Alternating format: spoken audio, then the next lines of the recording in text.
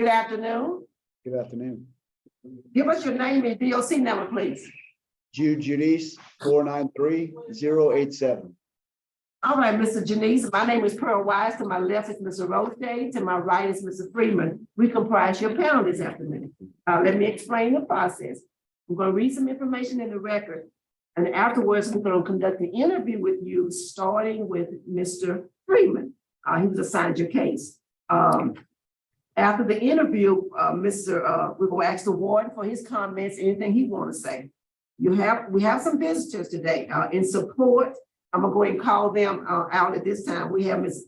I'm going to chop this name up. I know I ain't got this right. Your family friend, Amy Vipey. They're not going to be speaking. And you have another friend, Glenn Burnett. In support, he's going to be speaking. And you have Rayanne Burnett with Glenn in support, and she's not speaking. And there is the victim's daughter, who does not want to be on camera, does not want to be viewed, is also present. And she will be speaking. So at the appropriate time, after we get all that testimony, once all the testimony has been received, you'll make the final statement, tell us whatever you want us to know, and then we'll render a decision.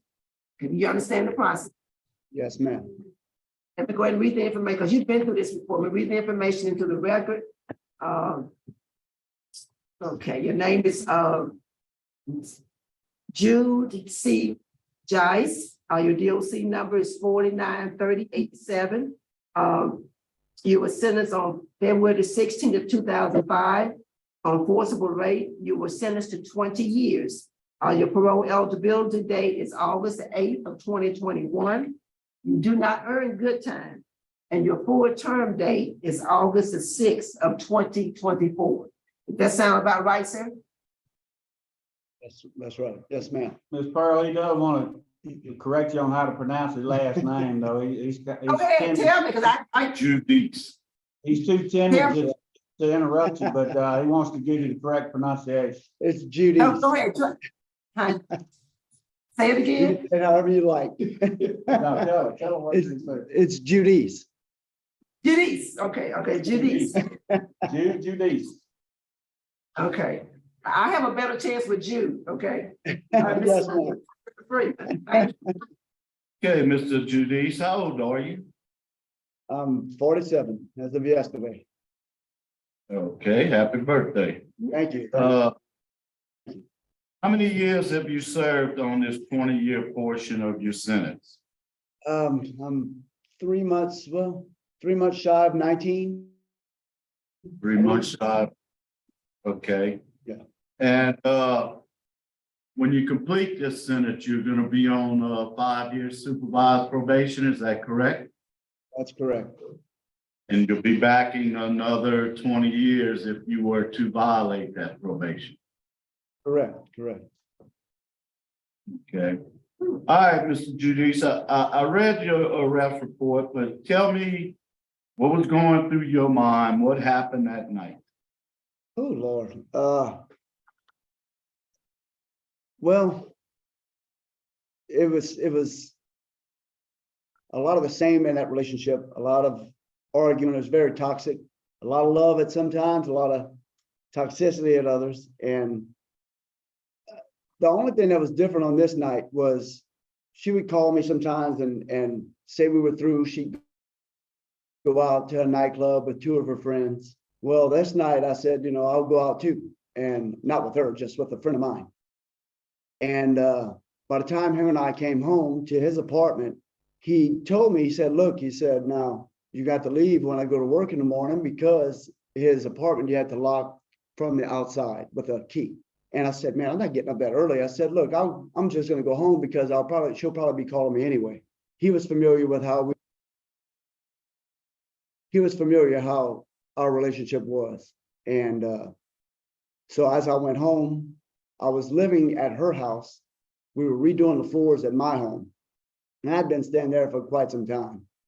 And as I got there, there was a white pickup truck there, Ford extended cab, unfamiliar to me.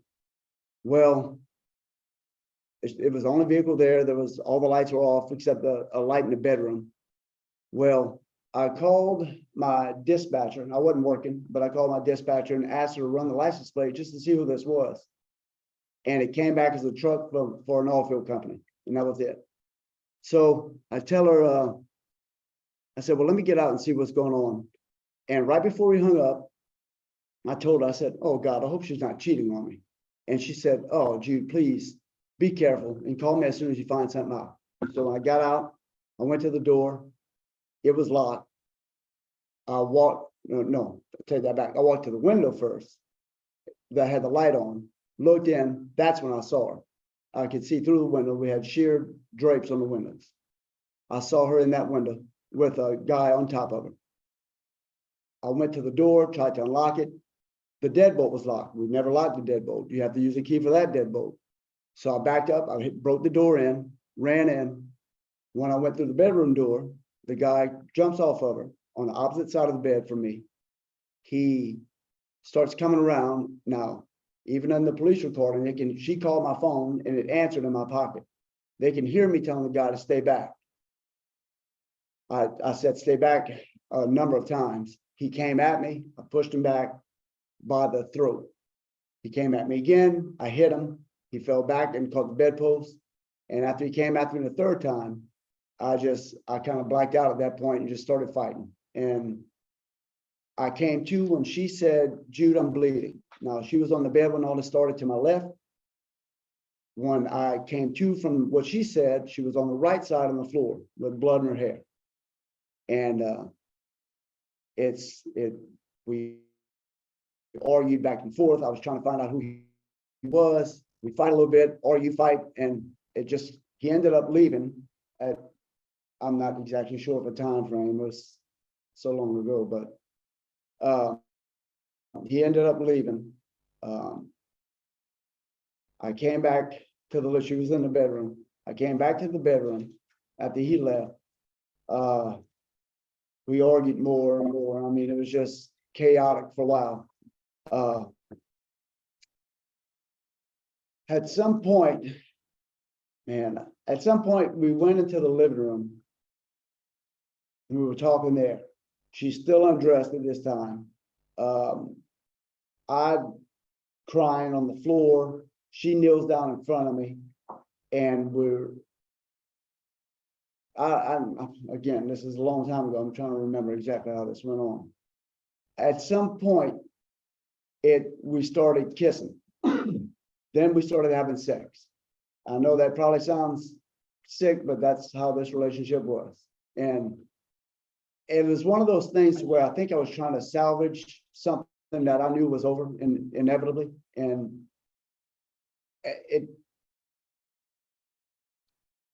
it just that didn't last long. That went on for maybe, I don't know.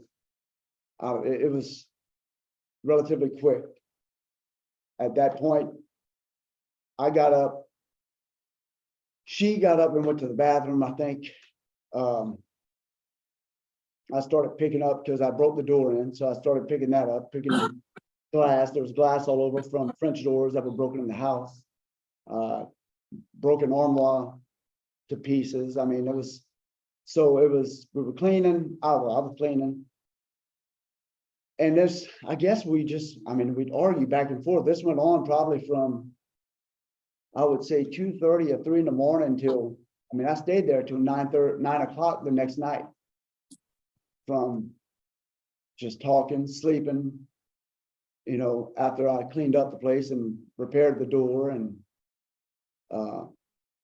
we talked about calling the police because she got beat up pretty bad. And I believe in a deposition, she said she got the most of the beating from jumping between me and the guy. And I had no idea she was in between us. I found out later on they'd been together for 10 years.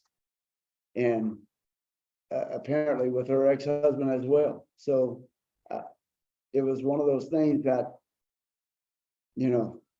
I thought I had something with somebody and it was total opposite. And it was heartbreaking. And as for the allegations, a lot of the charges, some were dropped. I was charged with aggravated kidnapping. That wasn't the case. aggravated burglary, but that was changed because I lived in that home. So that was the only, well, no, take that back. Later on, I fixed her something to eat. We were sitting on a couch. She had her feet in my lap. God, this is embarrassing to say. She ended up using her feet in a sexual manner on me to the point of ejaculation. And that was only 2 times that happened in that night. Okay, let me ask you this. Let's move on a little bit. Okay. When you kicked in that door, did you spray them with mace? No, First went in the bedroom. I don't believe so, but What about, did you use your nightstick?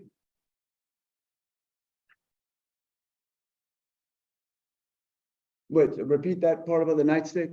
You kind of cut out Did you- in the first. Nightstick to beat Mr. Kevin with? I think I hit him with something on his arm. That's the only time I used something, when he did something, I hit his arm, and I think that's what broke his arm.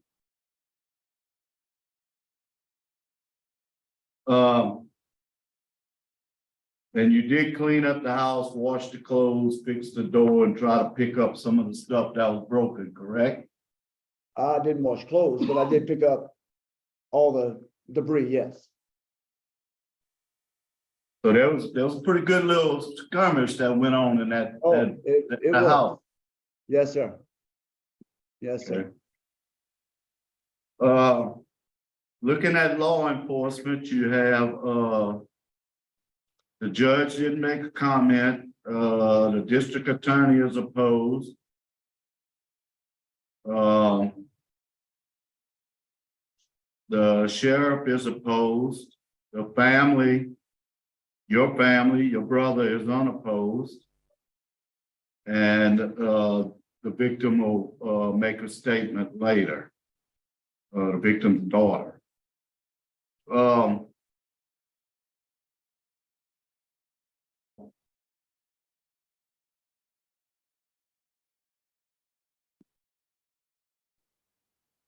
Was there a no contact order in place? No, no, sir. At the time that this happened? Yes. Oh, no, sir. Okay. And can I say too, that there was a comment made, I believe, that was put in the Lafayette paper about, I was a former boyfriend, we were never engaged to be married, and I have a deposition from one of her exes that she was having sex with that said, no, absolutely, they were engaged. She said, I was getting undressed in their bathroom, about to have sex with her, and she said, hey, look, I just got engaged, and showed them the ring. So there was no contact order, or I wasn't a former boyfriend. You know, I'm not trying to put blame on anybody else. I have enough blame to share for everyone in this room. There's a lot of things from depositions that you may or may not have, I don't know, but that the police report doesn't show. So I understand I'm the one at fault. But at the same time, there was a lot of things that were said that didn't actually happen. And even the detective that was over the case, you know, she started taking my side towards the end, and she realized, she said, man, there's a lot of things wrong with this case that I'm starting to see. She said, I thought you were lying in the beginning. She said, but I'm starting to believe you now. You know, and to the point of, she was in a bond hearing with me, rubbing my shoulders when I was crying because they wouldn't reduce my bond. And I came in here not wanting to even say that. That's because that's not why I'm here. I'm here to just, my record shows I try to do as best as I can. I stayed here these 19 years with no write-ups, you know, but trust me, believe me, when I say I'm sorry, I am sorry. If I could take it back, I would. I mean, I can't. There's nothing else I can do except move on and try to do better. But Okay. Let me ask you this, I've seen you taking some classes. yes, sir. You took living in balance, 1 and 2. You had a drinking That's right. problem back then? No, sir. I mean, No, just taking classes to better myself for the possibility of getting out. Okay, and you've taken all of your sex offender treatment? Yes, sir, 1 through 4. What did you learn from sex offender treatment? Cool. There's a lot going on in a relationship or just having sex that you need to be aware of, and you know, if things look questionable, just stop and don't push the issue. You know,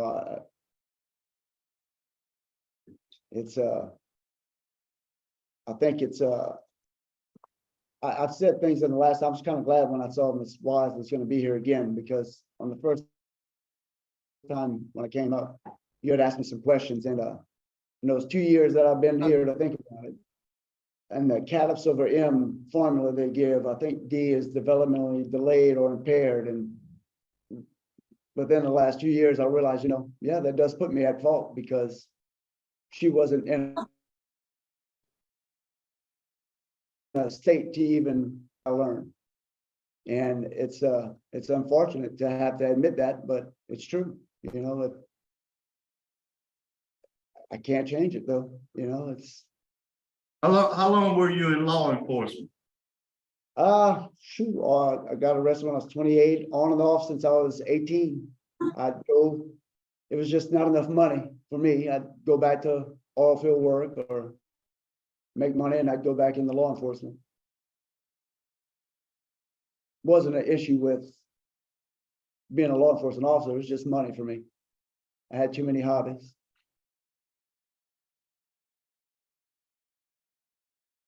Okay,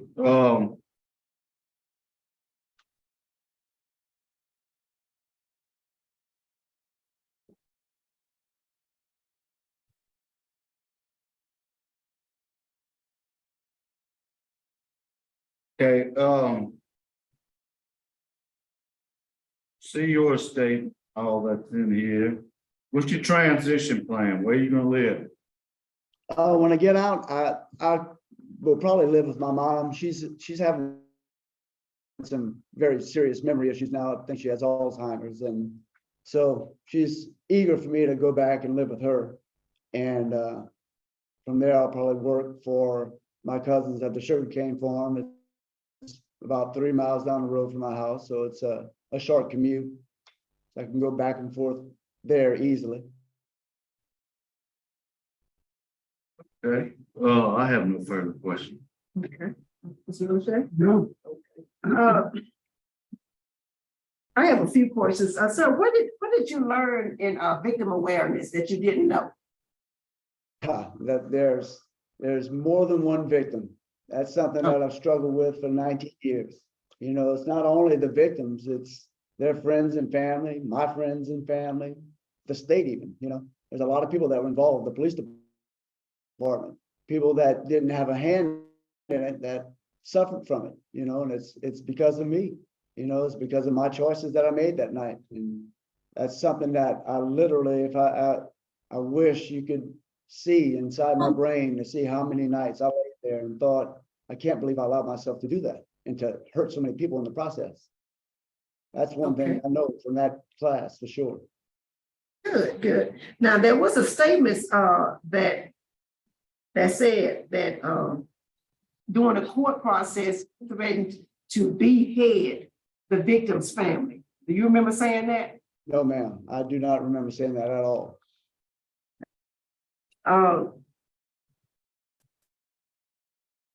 And you did, the other question I had was y'all relationship, but you've already cleared it up about the Fiancé and all that. So Yeah. you all were actually living at the same place when this happened. Yes, ma'am. Okay. Because in the police report, all of her statements were my ex-boyfriend, my Right. ex-boyfriend, my ex-boyfriend. That's And right. that was concerning because you called her fiance and y'all very much in a That's right. committed relationship. That's right. She's a little older than you, right? 3 years, yes, ma'am. Yes, she's older than you, okay. And so now your job, you're a barber now in the prison. Is that your job now? No, I'm an orderly.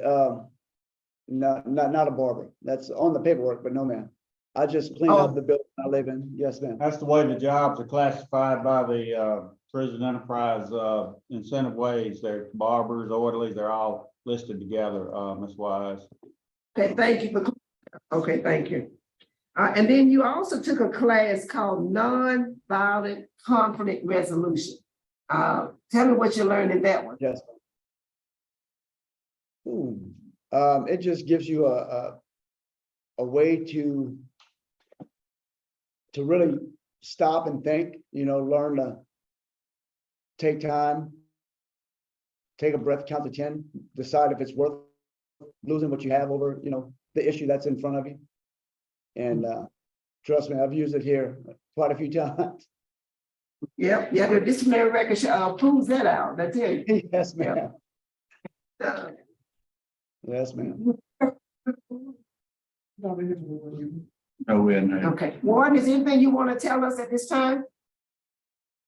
Well, the record speaks for itself. Ms. Wise, Jude's been here since 2005. I would refer you to the comments Colonel Tolliver made in his work evaluation. He got a really good work evaluation. He's participated in every program that's been available to him. He has lived in the protective custody unit, so he was somewhat limited in some of the programming he could take, but every time a program became available, he took it and successfully completed them. He's got a remarkable institutional record. He's had that one low court write-up in the 18 years he's been here, and I think that was like 2000. That was early into his incarceration. So he hasn't been an issue or a problem at this institution whatsoever during the 18 years he's been here. That's why. Right, thank you so much. So at this time, we're gonna hear from your supporters, Glenn Burnett. Mr. Glenn, what would you like us to know? Muted. You're muted, sir. Okay, can you hear me now? Yes, we can. Okay. I've known Jude for many years, and I can tell you that I believe I'm a pretty good judge of character, and I can tell you Jude's character is remarkable. He's a good guy. He wants to do right. He had a very misfortunate incident that occurred in his past, but he's still the kind of guy that wants to do the right thing. He's the guy that follows the rules. And if he needs, I'm a self-employed. I have a successful small business, and if need be, I'd put him to work. I'd let him live in my home. And I can't say enough about this man's character, and there need to be more men like him.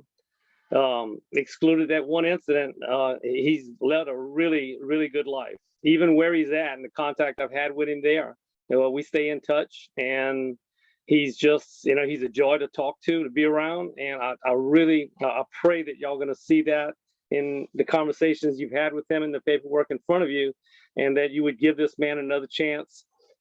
He's about a year and a half from getting out full time, and to get out early, like he said, his mother is not doing well, and he wants to go home and try to be there for her and, be a good son. He's a great brother. I've talked to his brother a couple of times, and I know to me, he's a really good friend, and I can't say enough about him, and I'm just going to be brief, and I'll just end it at that. He's just a good guy, and his character is remarkable. Thank you so much. Thank you for your comments. And your wife was nodding, so she confirmed. Yes, she did. Yes, I did. All right, thank you. At this time, we'll hear from Ms. Madison in opposition. Ms. Madison, would you unmute and tell us what you want us to know? Yes, ma'am. How are you? Good, good. Thanks for asking. Good. So during this whole hearing, just seeing Jude's face, him laughing and smiling, it just brought back a lot of emotions. I have been thinking of this day for 18 years. My mother is especially traumatized from this. She could not attend today. And my mother did in fact break the engagement off with him, and she did start seeing her ex. And he did in fact state that he would behead my whole family during the court hearing. We have had many treatments regarding this incident. I am in and out of therapy, as well as my mom. She cannot keep a stable job. She is physically and emotionally traumatized and will be for the rest of her life. I now have 2 children, and I feel fear for our lives once he gets out. I cannot forgive him, and it's not because of hate. I pray for Jude every single day. But at this time, I cannot see him being free. I cannot fathom the fact that he would be able to be released.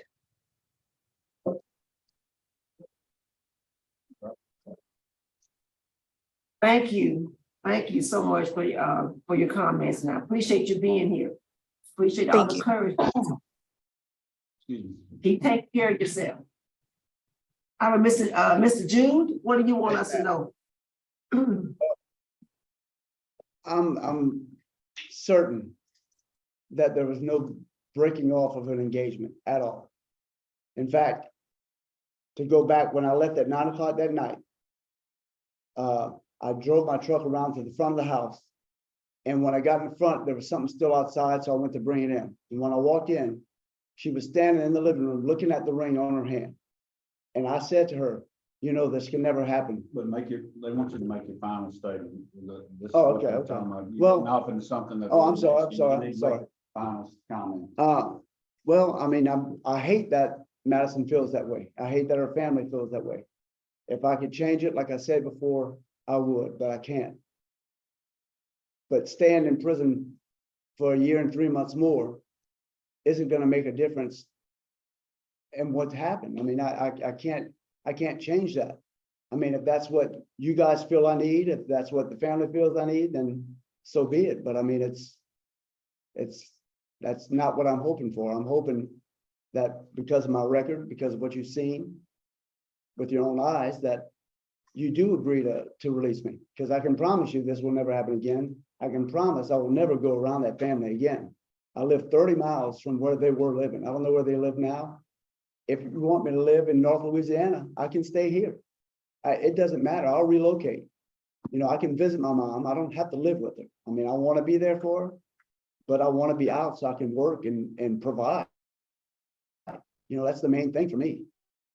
And, you know, like I said, I mean, I know it probably seems like a lot of time for them, but 1 year and 3 months isn't much. I mean, it's not like it's gonna be that big of a deal to let me out that, you know, that little bit of time early. It just helps me out to be able to provide for my mom. That's the main thing. I know she's not going to a doctor like she needs to go, and it's about money, and it's unfortunate. And again, my heart goes out to him. I've done everything I can to be better, and you know, to put this behind me and to move forward. And it breaks my heart to hear that about them. And I hope one day that they can truly forgive me and move on. And that's really all I can say, because it's just an unfortunate issue in my life that I caused, and I'm sorry about that. And I just hope that you guys see that I am doing what needs to be done. And I can promise you, if you agree to this, it will not happen again. And I just want to get out and be able to provide for my family. That's all. Thank you for your comments. And if moving is a possibility and that they're okay with that, that's fine. I'll move. Thank you for your comments. Yes, ma'am. Panel ready to vote? Executive session. We have a motion for executive session. Can I get a second? Second. Roll call, please. Yes. Yes. Yes. We have, we'll be in executive session to discuss confidential matters related to this case, and we'll be right back.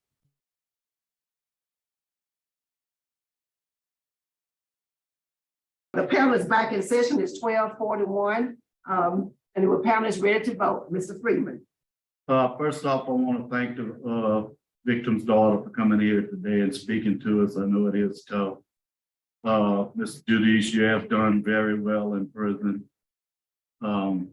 Like you say, you will get out next year no matter what we do today. And I feel that you need to go on and do the other year and 2 months, so my vote is to deny. Thank you, Mr. Roche. Mrs. Judice, based upon a violent sexual nature of the offense, express opposition from the DA's office and law enforcement, and in proximity of your vote to Inmate, my vote is to deny your request. At this point, so you have 2 votes to deny. I concur with my colleagues today, and the victim opposition, that just they need that time to prepare for the inevitable. That you will be released, but you be on supervision. And for the reasons already been stated on the record, my vote is deny as well. Best wishes to you, sir. Okay, thank you.